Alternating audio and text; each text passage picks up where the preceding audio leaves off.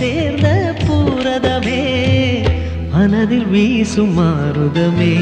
நன்றி சொல்ல உனக்கு வார்த்தை இல்லை எனக்கு, நான் தான் மயங்குறேன்.